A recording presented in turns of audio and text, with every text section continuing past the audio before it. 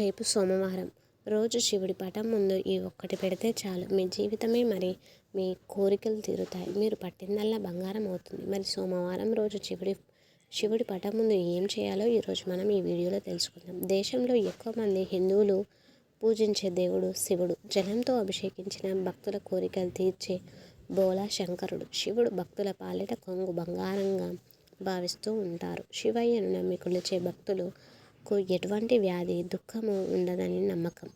కైలాసనాథుడు ప్రసన్నుడై భక్తుల కోరికను తీరుస్తాడు, వరాన్ని ఇస్తాడు. శివుడిని పూజించడం వలన దుఃఖాలు తొలగిపోయి సకల శుభాలు లభిస్తాయి.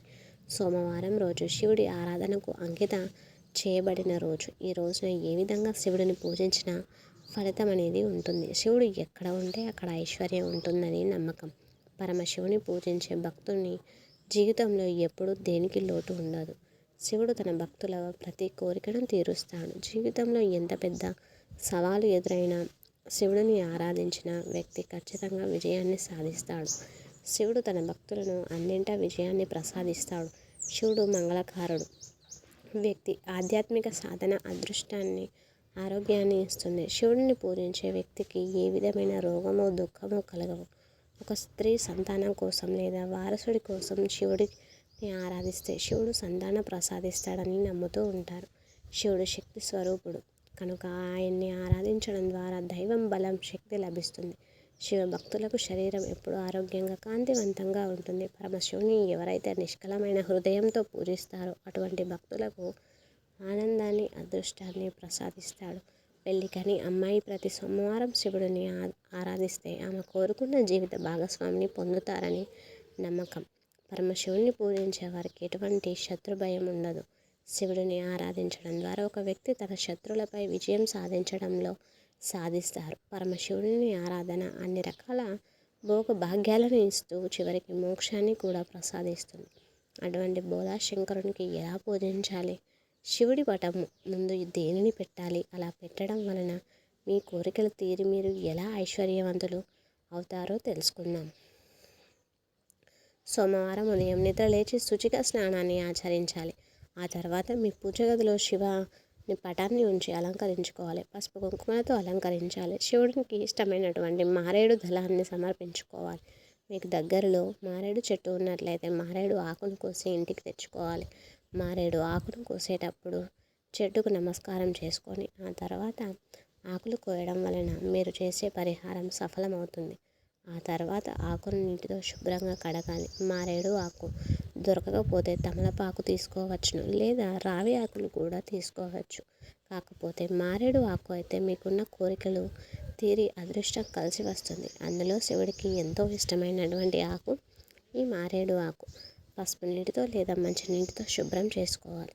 ఆ తర్వాత కొంచెం పసుపును తీసుకొని ఆ పసుపులో గంగాజలం ఉంటే కొద్దిగా కలపాలి.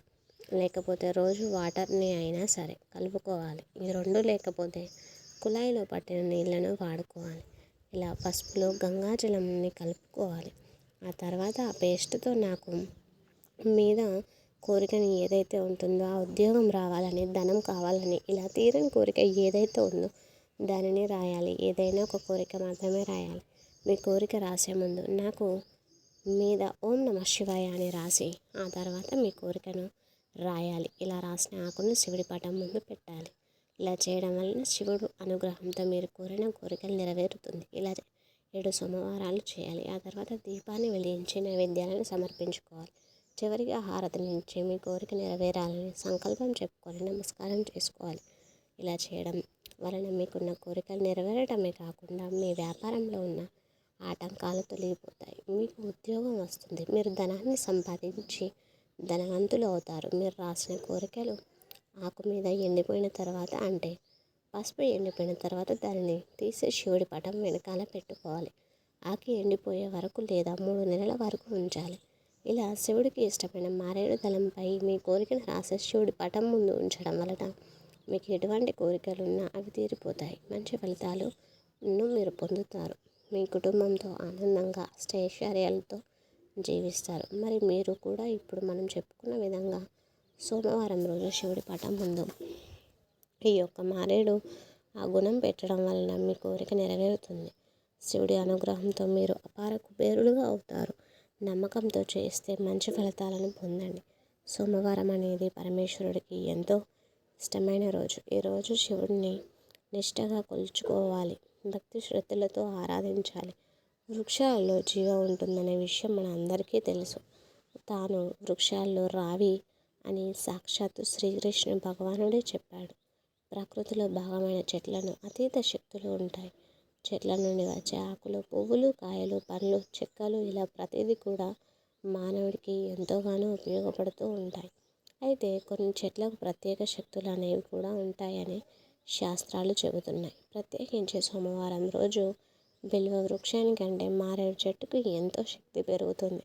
సోమవారం రోజు తీరని కోరికలు ఉన్నవారు ఉదయం ఒక మారేడు చెట్టు దగ్గరికి వెళ్ళి ఫ్రెష్గా ఒక మారేడు ఆకును కోసి మీ ఇంటికి పట్టుకొని తెచ్చుకొని 11 సార్లు మీ కోరికను చెప్పుకోండి. మారేడు ఆకులు ఆ రోజంతా కూడా మీతో పాటే ఉంచుకొని సోమవారం సాయంత్రం ప్రదోష కాలంలో శివ పూజ చేసే శివుడికి ఈ ఒక్క ఆకును సమర్పించండి. ఇంట్లో శివలింగం ఉంటే శివలింగానికి లేదా శివుడి ఫోటో పూజ చేసి మారేడు ఆకును సమర్పించి మరొకసారి మీ కోరికను చెప్పుకోండి. అంతే. ఇలా చేస్తే తప్పకుండా మీకున్న కోరిక అనేది తప్పకుండా నెరవేరుతుంది. శివుడి అనుగ్రహంతో సకల ఐశ్వర్యాలు సిద్ధిస్తాయి. గుర్తుపెట్టుకోండి, ప్రదోష కాలంలో ఇప్పుడు మనం చెప్పుకున్న విధంగా చేయాలి.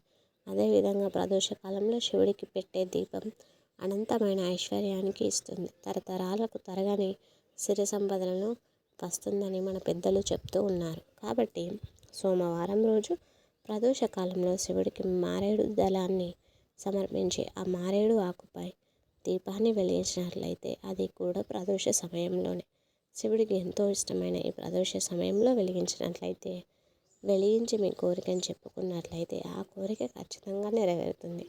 మీకు సంపదలు భోగ భాగ్యాలు కలుగుతాయని మన పెద్దలు చెబుతున్నారు. కాబట్టి మీరు కూడా రేపు సోమవారం రోజు ఈ విధంగా చేసి మీ కోరికలను నెరవేర్చుకొని సంతోషంగా జీవించండి.